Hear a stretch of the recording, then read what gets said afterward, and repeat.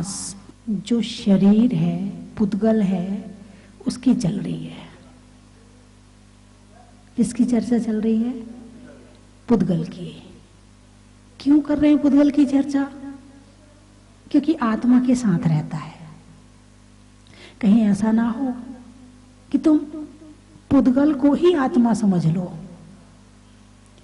तो जब तक पुद्गल की और आत्मा की दोनों की विशेषताएं अलग अलग नहीं बताई जाएंगी, तब तक हमें समझ में नहीं आएगा कि आत्मा क्या है और पुद्गल क्या है। आप पानी को भी जानते हो और दूध को भी जानते हो ना। यदि आप पानी को ना जानो और दूध में पानी मिला दिया जाए तो आप समझ पाओगे क्या? नहीं। यानी दूध में पानी है, इस बात की जानकारी के लिए ये जानना जरूरी है कि दूध कैसा होता है, कितना गाढ़ा होता है, पहली बात। दूसरी बात, पानी कितना पतला होता है, दूसरी बात। फिर दूध में यदि पानी मिलाते हैं तो दूध कैसा होता है, तीसरी बात। जब तक आप इन तीन बातों को नहीं जानेंगे तब तक आपको दूध में मिला हुआ पानी समझ में नहीं आएगा। महिलाएं बड़ी होशियार होती हैं। आजकल तो थर्मामीटर चले हैं कि दूध में कितना पानी है। हमारी पुरानी महिलाएं तो उंगली डालती थी। हाँ, तूने आज 1 गिलास पानी मिलाया है, तूने आज 2 गिलास पानी मिलाया है। उंगली डाल के बता देती थी कि दूध में कितना पानी मिला है। थर्मामीटर की जरूरत नहीं होती थी, किसी मशीन की जरूरत नहीं होती थी। अनुभव ज्ञान था पहले, आज मशीनी ज्ञान है और पहले अनुभव ज्ञान था। बादल देखे, आज पश्चिम में बादल हैं, आज बारिश होगी। आज उत्तर में बादल है, 2 दिन बाद होगी। हवा यहाँ की चल रही, पूर्वी चल रही है, गर्म होगी। पछुआ चल रही है, ठंडी होगी। मतलब पहले के लोग स्वयं ही एक मशीन रूप में होते थे, उन्हें इतना ज्ञान होता था। अब तो मोबाइल से फुर्सत मिले तो कुछ ज्ञान हो, व्हाट्सएप से बाहर निकले और क्या क्या चलाते हो, व्हाट्सएप और फेसबुक। शक्ल देखने से फुर्सत मिले, शक्ल की किताब लेके बैठे हो। कौन सी किताब? फेसबुक का क्या मतलब होता है? फेस यानी, अरे शक्ल बोलो ना शुद्ध हिंदी में। चेहरा तो थोड़ा साहित्यिक शब्द हो गया है, शक्ल। और बुक यानी किताब। कौन सी किताब है? शक्ल देखने की किताब है। और देखते रहो सबकी शक्ल और अपनी बिगाड़ती रहो। दूसरों की शक्ल देखने में अपनी शक्ल बिगड़ेगी, लेकिन तुम अपनी डालते हो ना, इसलिए दूसरे की देखते हो। अपनी डालो ना तो दूसरे देखने की जरूरत नहीं पड़ेगी। तो पहले के लोग बड़े अनुभवी ज्ञान होते थे। पहले की महिलाएं, नमक जितना डाल दिया सब्जी में बिल्कुल बराबर होता था। जितना तेल डाल दिया बिल्कुल ना कम ना ज्यादा। और अब तो किताब पढ़ती, आधा चम्मच नमक, 1 चम्मच तेल, 1 चम्मच चीनी। अब किताब पढ़ पढ़ के बनाती है। सही है कि नहीं है? उसमें लिखा आप धीमी आंच करो, अब उसमें लिखा तेज आंच करो। इन्हें पता ही नहीं है कुछ भी। अब ये बताओ, पहले की महिलाएं ज्यादा होशियार थी या आज की ज्यादा महिलाएं होशियार हैं? पहले की। और समझता कौन अपने आप को होशियार है? ये भ्रम है इनका कि ये होशियार है। ये बिल्कुल होशियार नहीं है। होशियार तो वास्तव में पहले की महिलाएं थी। जरा सी बच्चों को चोट लगती थी, दवाई नहीं देती थी, हल्दी में दूध डाला, पिला दिया। थोड़ी सी मेथी ली, खिला दी, दर्द हो रहा होगा। थोड़ा सा उन्होंने हरीला बनाया, वो खिला दिया। हल्दी लगा दी, कहीं खून निकला, दवाई की जरूरत नहीं पड़ती थी। उनके घर की रसोई की मसालों में दवाई होती थी। और अब तो घर में गोलियां रखी रहती हैं, हर गोली के साथ साइड इफेक्ट तैयार रहता है। लेकिन जो घर की दवाई होती थी उसमें कोई साइड इफेक्ट नहीं होता था। पहले की महिलाएं मिट्टी से सिर धोती थी, पहले साबुन नहीं चलती थी। मैंने देखा है वो समय, काली मिट्टी है, गांव से खेत से मिट्टी लाते थे, घर में रख लेते थे, और जब धोना हुआ थोड़ी सी गला दी और उससे सिर धो लिया। और बाल जो हैं 60 साल 70 साल तक सफेद नहीं होते थे, और सरसों का तेल लगाती थी। और अब छाट छाट के शैम्पू लाते, कौन सा वाला बढ़िया है। हाँ, उसमें देखते हैं कौन सा वाला अच्छा है, जो बढ़िया वाला हो वो लाए, और तेल लगाते हैं वो जिसमें चिकनाई नहीं होती है। अरे जिसमें चिकनाई नहीं है तो तेल ही काहे का, वो फिर तेल का नाम ही चिकनाई होता है, स्वभाव से वो चिकनाई वाला है। सिर में तेल लगता था तो बाल में जो जड़ें होती हैं उसके माध्यम से दिमाग की नसों में तेल जाता था, तो दिमाग में तरावट रहती थी, चिकना रहता था, रूखा नहीं रहता था, तो गुस्सा कम आता था। रूखे दिमाग में गुस्सा ज्यादा आता है, चिकने दिमाग में गुस्सा कम आता है।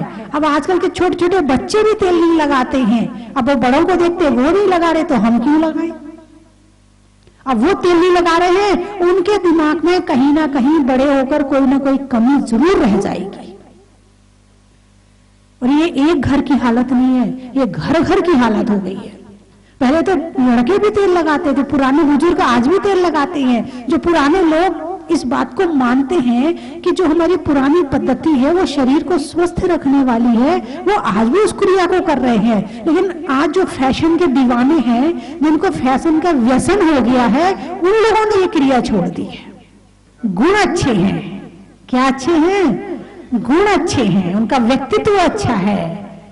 तो जिनका व्यक्तित्व अच्छा नहीं होता है वो सजने संवरने की कोशिश करते हैं, क्योंकि लोगों को दिखाना एक अंदर की मान कषाय हमेशा इस बात को चाहता है, लोग मुझे देखें, लोग मेरी तरफ आकर्षित हों, और उस कारण से वो सजने संवरने, वो और गुण तो इनके अंदर होते नहीं है। अब और गुण नहीं होते हैं, अब लोग कैसे देखें? तो शरीर से दिखाने लगते हैं। अरे क्वालिटी पैदा करो, क्वालिटी। तुम दिखाना ना चाहो, लोग तुम्हें देखना चाहें। ऐसे है कि नहीं संसार में कि जो अपने आप को दिखाना नहीं चाहते हैं लेकिन लोग उन्हें देखना चाहते हैं। ऐसा काम करो जो राह पनघट तक गई वो मरघट तक भी जाएगी, और दुनिया में आके ऐसा काम करो जिसे दुनिया याद करेगी। हमें दिखाने की जरूरत ना पड़े, लोग हमें देखें, और इस भावना से मत करो कि लोग तुम्हें देखें। तुम्हारा उद्देश्य केवल अपने लिए होना चाहिए। एक चित्रकार था, वो बहुत सुंदर चित्र बनाता था, बहुत सुंदर, इतने सुंदर कि लोग देखें तो देखते ही रह जाए, और वो वैसे किसी को भी दे देता था, कोई कितने भी सस्ते में ले जाए दे देता था। कुछ व्यापारी दृष्टि वाले लोगों ने आके समझाया, अरे तेरे चित्र इतने सुंदर हैं तो ऐसे क्यों बांट देता हो? तो बोले बस मेरा मन है इसलिए मैं बांट देता हूँ, मुझे खुशी मिलती है। बोले एक एग्जीबिशन लगा, एक प्रदर्शनी लगा, और वहां पर रख, दुनिया देखने आएगी, तेरी कीमत बढ़ेगी, लोग तुझे जानेंगे, लोग तुझे सम्मान देंगे। बोले ना, मैं दिखाने के लिए और सम्मान के लिए पेंटिंग नहीं करता हूं, मुझे अच्छा लगता है, मैं इसलिए करता हूं। कुछ दिनों के बाद उसने पेंटिंग छोड़ दी। फिर वही लोग आए, बोले तूने छोड़ की, पागल है कि इतनी अच्छी पेंटिंग करता है और तूने छोड़ दी? बोले मेरा मन करेगा तो करूंगा और नहीं करेगा तो नहीं करूंगा, ये मेरी अपनी खुशी है, मैं किसी और के लिए नहीं करूंगा। अब मुझे बताओ कि तुम सुबह से शाम तक कितने काम ऐसे हैं जो खुद के लिए करते हो और दूसरों को दिखाने के लिए करते हो? ऐसे कितने काम हैं। मंदिर भी जाते हो, नहीं करने के लिए तो दर्शन ही जाते हैं, लेकिन भावना ये रहती कहीं गड़बड़ ना हो जाए, कोई दिखने में गड़बड़ ना हो जाए। जरा अच्छी सी साड़ी पहन लो, जरा मैचिंग के कड़े पहन लो, जरा ये कर लो, जरा बाल ऐसे बना लो, क्लिप ये वाली लगा लो, ये वाली पिन लगा लो। बोली रहता है कि नहीं रहता है? अब तुम मंदिर में दिखाने जा रहे हो या दिखने जा रहे हो, या फिर भगवान को देखने जा रहे हो? तीन बातें हैं, दिखाने जा रहे हो, दिखने जा रहे हो, या भगवान को देखने जा रहे हो। तीन में से उद्देश्य क्या है मंदिर जाने का? लेकिन मान कषाय ने क्या किया? तुम्हारे उद्देश्य को बदल दिया। मान कषाय ने क्या किया? तुम्हारे उद्देश्य को बदल दिया। बस यही तो सीखना है, यही तो धर्म है, कि कहाँ देखना है, कहाँ दिखाना है, हमें अपने काम करने हैं तो कैसे करने हैं, क्यों करने। धर्म यही तो सिखाता है। ये मत सोचो कि धर्म केवल पूजा कर लिया तो धर्म हो गया, आहार दे लिया तो धर्म हो गया। एक एक क्षण में परिवर्तन आ जाए, एक एक सोच में परिवर्तन आ जाए, एक एक विचार में परिवर्तन आ जाए, सरलता आ जाए, सहजता आ जाए, कष्टें कम हो जाए, बस वही धर्म हो जाएगा। नहीं कि केवल मंदिर में आके पूजा करी तभी धर्म होगा। आप घर में हैं और सरलता सहजता से रहते हैं, क्रोध आदि ज्यादा नहीं करते हैं, मान कषाय नहीं करते हैं ज्यादा। हालांकि अनुशासन बनाने के लिए थोड़ा बहुत दिखाने के लिए करना पड़ता है गुस्सा, वो बात अलग है। लेकिन एक जो ईर्ष्या, द्वेष, कषाय, ये सब चीजें नहीं करते हैं, आप घर में रह करके धर्म कर रहे हैं। झाड़ू आप देख के लगाते, कोई जीव न मर जाए, धर्म हो रहा है। भोजन आप मर्यादा का बनाते हैं सही बनाते हैं, धर्म हो रहा है। भोजन आप दिन में करते हैं, रात में नहीं करते हैं, धर्म हो रहा है। आप जो बोलते हैं उसे ये सोचकर बोलते कि सामने वाले को चोट ना लग जाए, ये भी धर्म हो रहा है। देख रहे हो, सही चीज देख रहे हो, धर्म हो रहा है। गलत चीज देख रहे हो, अधर्म हो रहा है। बात समझ में आई कि नहीं आई? धर्म मात्र पूजा करने मात्र से धर्म नहीं हो रहा है। हमारे दिन भर की सोने की, उठने की, बैठने की हर क्रिया में परिवर्तन आ जाए, हर क्रिया में कषाय कम हो जाए, बस वही धर्म हो जाता है। धर्म तो 24 घंटा कर सकते हैं। तुम शादी में जा रहे हो, वहां भी धर्म कर सकते हैं। गिफ्ट लेके जा रहे हो, गिफ्ट में एक भगवान की फोटो दे दी या एक जिनवानी दे दी नई वाली, लो धर्म हो गया। आपने 1000 रुपए की साड़ी दी, 2000 रुपए की साड़ी दी, उसके साथ एक 50 रुपए की जिनवानी और दे दी, क्या हुआ? धर्म हुआ नहीं हुआ? आपको 5000 का सामान देना है सामने वाले को, आपने चांदी की पूजा का सेट दे दिया, अब वो आगे जाके पूजा करेगी, धर्म हुआ नहीं हुआ?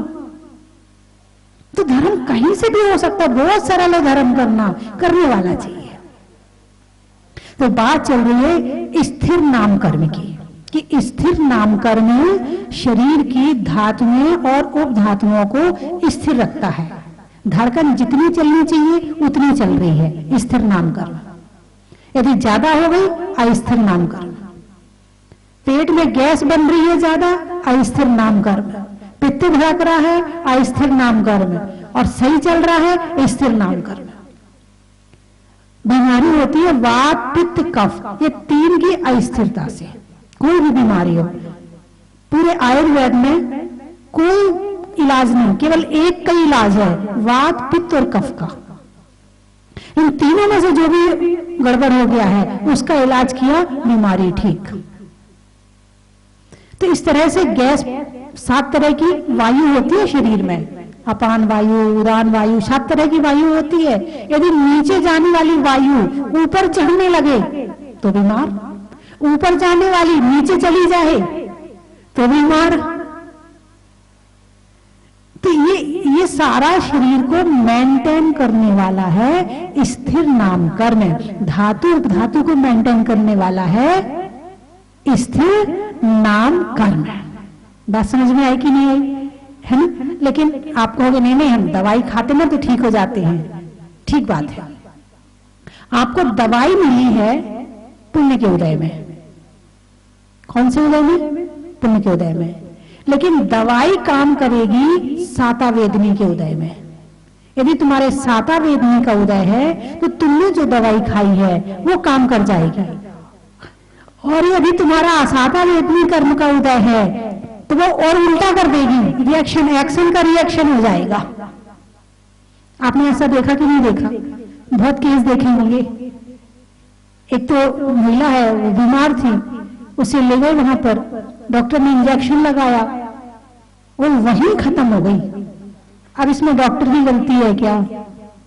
अरे बताइए ना, लोग डंडा लेके जाते डॉक्टर को मारने के लिए हैं। अब उसका आयु कर्म इतना था और उसको इस तरह से जाना था, इस निमित्त से जाना था, हो गया काम। बिना कर्म के कोई किसी को मार नहीं सकता और बिना कर्म के कोई किसी को कुछ नहीं कर सकता। कहीं ना कहीं थोड़ा कर्म हमारा भी है, भले कम और ज्यादा हो सकता है, मगर कर्म का उदय तो हमारा होता ही है। तो इस तरह से जो स्थिर नाम कर्म है वो शरीर में स्थिरता रखता है। अब कुछ लोग होते हैं एकदम हिलते रहते हैं, किसी के अंदर बहुत हिलने की आदत होती है, कभी कंधा उचकाएंगे, पहले ये चंचलता है, भाग के जाना, भाग के आना, एकदम बैठे हैं, एकदम दिमाग में कुछ आया भाग जाना। चंचल व्यक्ति हमेशा धोखा भी खाता है, दुख भी पाता है और कहीं टिकता नहीं है। चंचल व्यक्ति की ये पहचान है।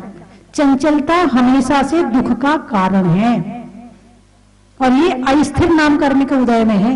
मन चंचल होना, भाई मन तो वैसे चंचल है ही, मन का नाम ही चंचल है, लेकिन इतना ज्यादा चंचल हो जाना कि वो कहीं टिके ही ना, और कुछ ना मिले तो अपने पैर ही हिलाते रहता है, बैठ के खड़ा रहे तो खड़े खड़े पैर हिलाते रहता है।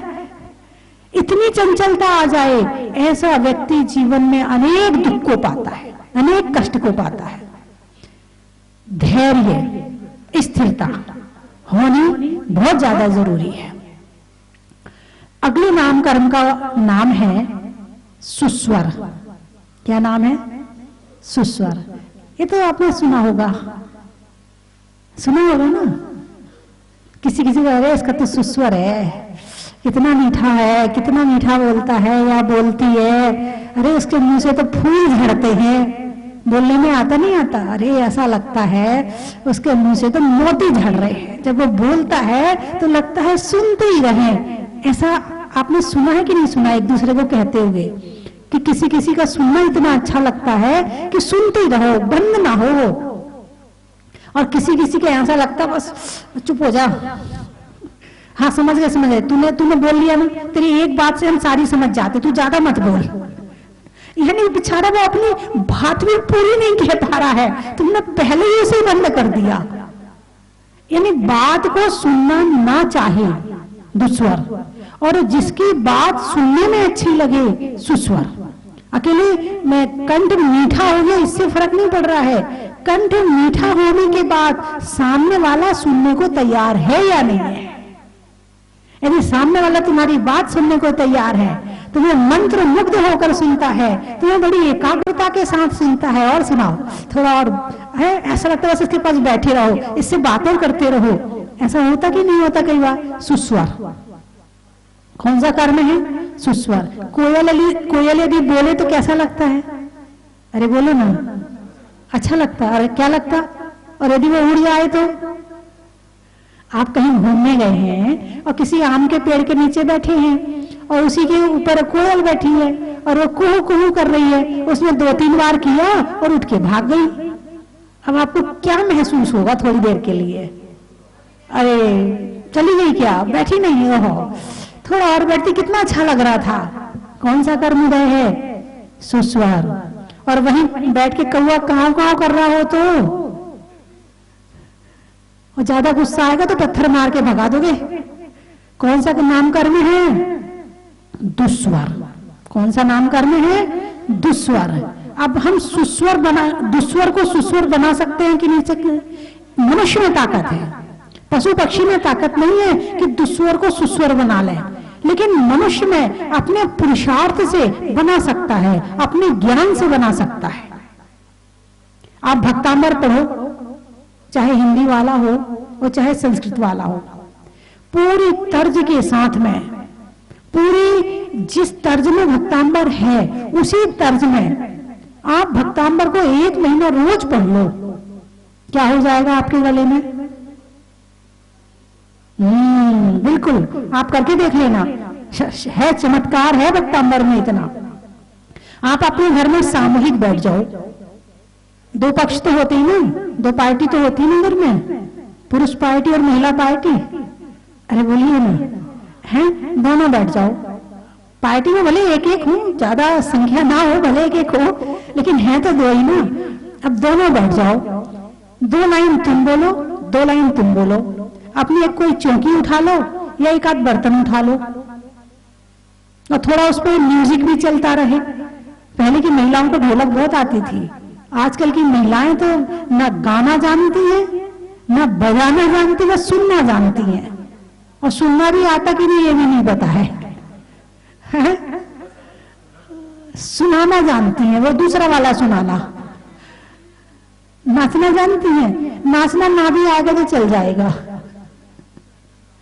घर वालों को इसकी दिक्कत जरूरत नहीं है। लेकिन गाने बजाने में आदमी को आनंद आ जाता है। नाचने में आए ना आए, लेकिन गाने बजाने में जरूर आनंद आ जाता है। तो इस तरह से घर में आप बैठ जाओ और घर में बैठ करके अपना शुरू कर दो, और उसी तर्ज पे बिल्कुल लय के साथ में, पूरी शक्ति के साथ में, जितनी आपके अंदर एनर्जी है, ऐसे नहीं कि गुनगुना कर धीरे धीरे पढ़ो, नहीं, जितनी आपके गले में ताकत है उतनी जोर से आप भक्तांबर पढ़िए। इसका चमत्कार आप देखिए कि आपके मुख में सरस्वती आ जाएगी। अभी यदि आपके घर में हमेशा चलता रहे तो उसका वातावरण देख लीजिए, क्योंकि आपने भक्तांबर के चमत्कार अनेक सुने हैं, भक्तांबर के अतिशय अनेक सुने हैं, और यदि आपने नहीं सुने हैं तो अपने साथ करके देख लीजिए, आपको पता चल ही जाएगा। तो इस तरह से सुस्वर, एक मनुष्य ही ऐसा प्राणी है, क्योंकि गधा जैसा वेगता है वो वैसे ही रखेगा, उसको नहीं सुधार सकता है। कौवा काव काव करता है तो वो अपने गले में, आज कोई दवाई भी तो आती है गले को सुस्वर बनाने वाली, अरे हाँ हाँ आती है, क्या नाम है उसका, वच, जड़ी बूटी आती है वच, यदि वो खिलाई जाए तो कितना मोटा गला हो सही हो जाता है। तो मतलब एक मनुष्य ही ऐसा प्राणी है जो अपने दुस्वर को सुस्वर बना सकता है। बाकी संसार में कोई ऐसा प्राणी नहीं है जो अपने दुस्वर को सुस्वर बना ले। ये पुरुषार्थ, ये ताकत केवल मनुष्य के पास में है, और यदि वो बना ले तो उसका ही भला है, दूसरों का क्या भला है। और दूसरी बात एक और बता दूं, भक्तांबर के साथ आप एक एक भजन रोज पढ़ लिए, बड़ी तर्ज के साथ में, जितनी आपको आती है उतनी तर्ज के साथ में पढ़िए। आप ये नहीं कहना अरे मेरा गला तो ठीक ही नहीं है, अरे जैसा है वजना तो करिए, उससे आगे बढ़िए ना, शुरुआत तो करें। बच्चा एक दिन में चलना तो नहीं सीख जाता, आप एक दिन में भजन गाना तो नहीं सीख जाएंगे। तो आपके पास जैसा है आप भजन गाना शुरू कीजिए, कान की जगह मुंह का उपयोग करिए, धर्म में ज्यादा। मामला सब घर में जो हो रहा है सब बढ़िया हो जाएगा। पूछने आते हैं माता जी कोई मंत्र दे दो, घर में बहुत कलेश रहता है, यही मंत्र है, भक्तांबर, भजन और धर्म चर्चा। आप नियम ले लें कि काम की बात के अलावा दूसरी बात नहीं करेंगे, धर्म चर्चा करेंगे। आप 1 महीने के बाद मेरे पास आना और फिर मुझे बताना कि आपके घर में शांति हुई कि नहीं हुई। दुनिया में कोई मंत्र नहीं है जो आपके घर में शांति कर सके इसके अलावा। चलिए समय हो गया है, चलने में पात का, मित्रों में सात का, तीर्थंकरों में मुनीसों व्रतनाथ का, पंखा में झलने का, बच्चों में पलने का, भगवान के जमीन से निकलने का बड़ा ही महत्व है। हिंदी में मात्रा का, स्कूल में छात्रा का, आज आपकी जहाजपुर की यात्रा का बड़ा ही महत्व है। कमरे में कोने का, बीज में बोने का, जल्दी जल्दी दोबारा आने का बड़ा ही महत्व है। कहाँ कहाँ से आए हैं? 12। आकाश में तारा का, लगाने में नारा का और आने वालों में 12 का बड़ा ही महत्व है। मनुष्यों में नाटा का है, और बच्चों में टाटा का और आने वालों में कोटा का बड़ा ही महत्व है। खरगोन, प्रश्नों में कौन का, व्यापारियों में फोन का और आने वालों में खरगोन का बड़ा ही महत्व है। पारसोला, चढ़ाने में गोला का, चढ़ाने में गोला का, सोना तोलने में तोला का और आने वालों में पारसोला का बड़ा ही महत्व है। पृथ्वीपुर, सारी पृथ्वीपुर ही है। अच्छा गांव का नाम है पृथ्वी, अच्छा गाने में सुर का, देवों में असुर का और आने वालों में पृथ्वीपुर का बड़ा ही महत्व है। अच्छा पूछने में हाल का, गर्मी में रुमाल का और आने वालों में भोपाल का बड़ा ही महत्व है। समरानिया, अच्छा सावन में दिया का, दिवाली में दिया का और आने वालों में समरानिया का बड़ा ही महत्व है। हो गए सारे? बोले 24वें भगवान की जय। देवादिदेव 1008 श्री आदिनाथ भगवान की जय। मेरे इष्ट मेरे आराध्य तीर्थंकर भगवान श्री पार्श्वनाथ स्वामी की जय। बहुत वर्ष पुरानी बात है जब यहाँ पे ये इतनी चकाचौंध नहीं थी। हम घर से निकले थे आचार्य गुरुवर वर्धमान सागर जी महाराज के दर्शनार्थ, और हमने उसी समय नया नया सुना था कि जहाजपुर में एक मुस्लिम भाई के घर में माताजी मूर्ति प्रकट हुई है और वो मूर्ति वहां से हिल नहीं रही है। लेकिन जैसे ही माताजी वहां जाती हैं वो मूर्ति इतनी वजन में कम हो जाती है और वहां से चलने को आतुर हो जाती है, और मूर्ति जब चल के इस धाम पर आती है तो इस धाम का नाम स्वस्ति धाम हो जाता है। शायद मुनिसुव्रतनाथ भगवान की भी यही इच्छा थी कि अब मैं वहां ज्यादा देर नहीं ठहरूंगा, अब तो मुझे निकलना ही है। और निकलना किस लिए है? कि मुझे मेरे भक्तों को दर्शन देके उनके कष्टों का निवारण करना है। बहुत दिन हो गए धरती के अंदर पड़े पड़े, और बहुत दिन हो गए देवताओं द्वारा पूजते पूजते, अब मेरे को श्रावकों द्वारा पूजना है। अब जब श्रावकों द्वारा पूजना होता है तो भगवान स्वयं प्रकट होते हैं। हमारे यहाँ पे कहावत है कि अगर भक्त चाहे तो भगवान को भी जमीन पे आना पड़ता है, और माता जी पे मेरे को लगता है कि भगवान की असीम कृपा थी,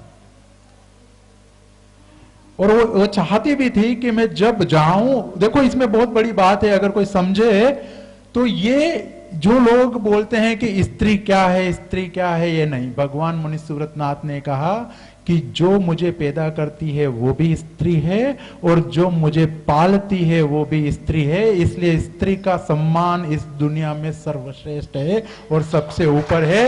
इसीलिए मैं जाऊंगा वहां से तो मैं स्वस्ति भूषण माता जी के हाथों से जाऊंगा, नहीं तो नहीं। और उसके बाद चमत्कार देखो, वो तो मेरा प्रथम दर्शन था जब मैं वो महाराज जी के दर्शन करने जा रहा था। दूसरी बार जब मैं दिल्ली से चला तो मेरे मन में ये भाव थे कि मैं दिल्ली से राजस्थान अपने गांव जा रहा हूं तो बीच में सारे तीर्थों के दर्शन करूं। तो मैं तीजारा दर्शन कहिए, तीजारा से मैं महावीर जी पहुंचा, महावीर जी से पदम प्रभु जी पहुंचा। अब उसके बाद मुझे रास्ता पता नहीं था, मन में भाव जरूर था कि अगर हो जाए तो जहाजपुर वाले बाबा के दर्शन भी हो जाए। अब गाड़ी ऑटोमेटिक, दो रास्ते थे वहां से जाने के लिए मेरे गांव को, एक रास्ता सीधा निकल जाता था, एक रास्ता इधर से होके निकलता है। दोनों में किलोमीटर में कोई फर्क नहीं। अपन ने गाड़ी चलाई और गाड़ी सीधी आके जहाजपुर रुक गई। और उसी दिन शायद मंगल प्रवेश था गुरुवर का, ज्ञान सागर जी महाराज का, 24 जनवरी, और उसके बाद प्रतिष्ठा थी। तो मेरे तो दो सौभाग्य हो गए। एक तो मुझे मूर्ति के दोबारा दर्शन हो गए, जो मेरी इच्छा थी वो ऑटोमेटिक पूर्ण हो गई, गाड़ी यहां ऑटोमेटिक आके रुकी। और दूसरा मुझे ज्ञान सागर जी महाराज के भी दर्शन हो गए, और तीसरा माता जी के दोबारा दर्शन हो गए। और उसके बाद प्रतिष्ठा थी। तो तभी जब ये मंदिर बन रहा था, मतलब ऑलमोस्ट बन के तैयार हो गया था, तभी ऐसा लगा था कि वास्तव में कुछ बना है, और इतने कम समय में बना है।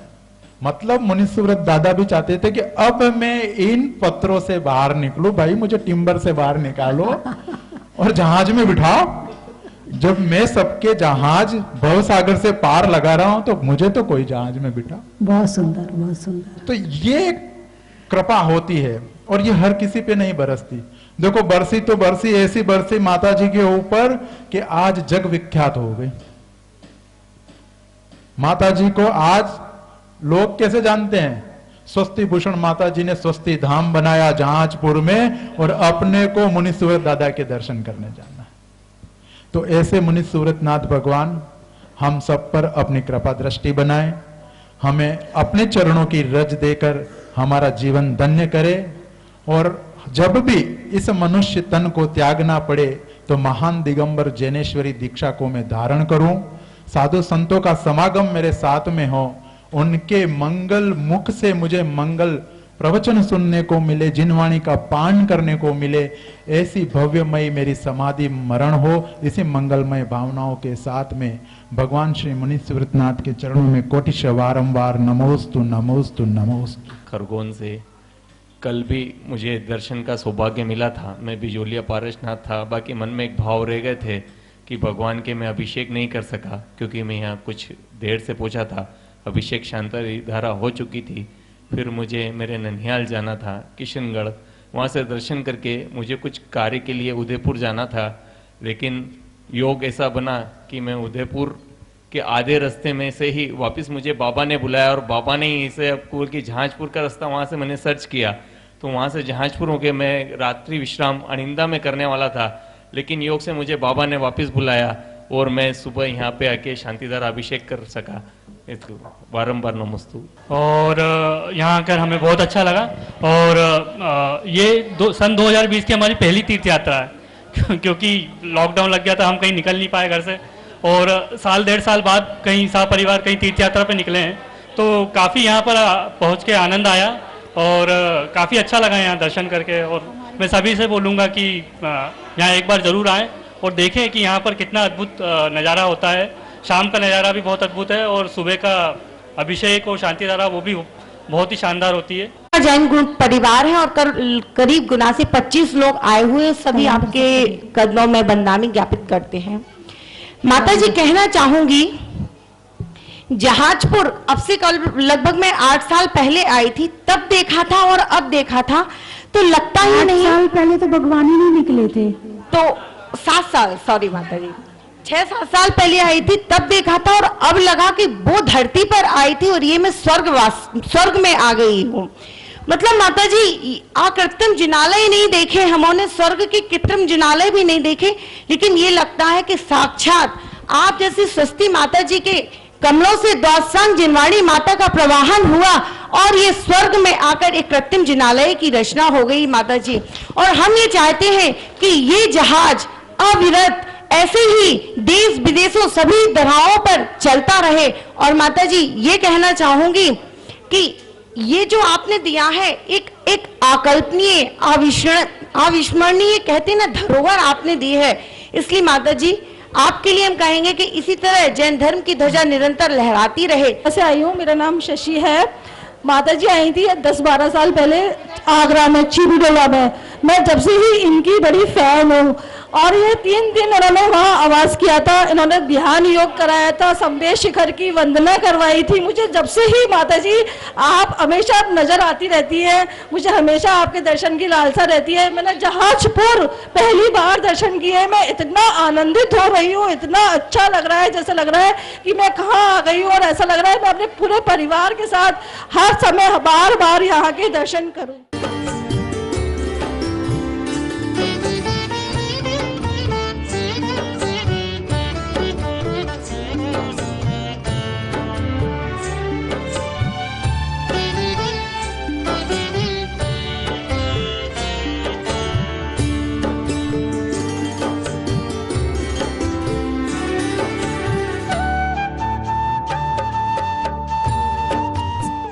जय जिनेंद्र बंधुओं, मैं आपको सादर आमंत्रित करता हूं आने वाली 31 दिसंबर 2020।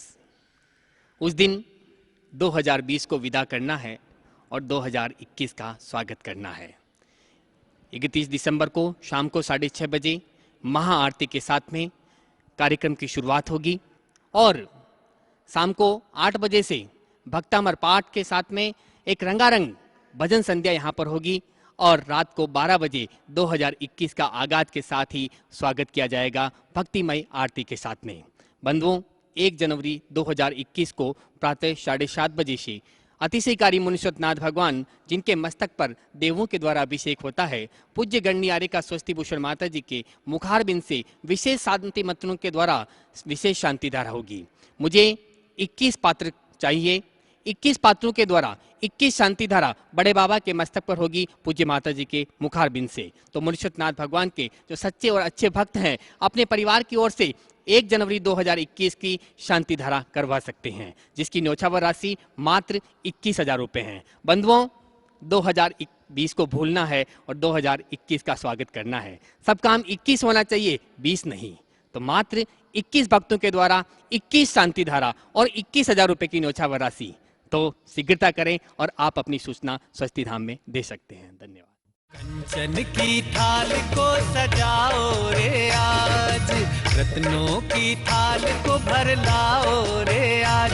आओ आओ करे रे गुणगान आरती भगवन की। आओ आओ करे गुणगान आरती भगवन की। आओ आओ करे रे गुणगान आरती भगवन की।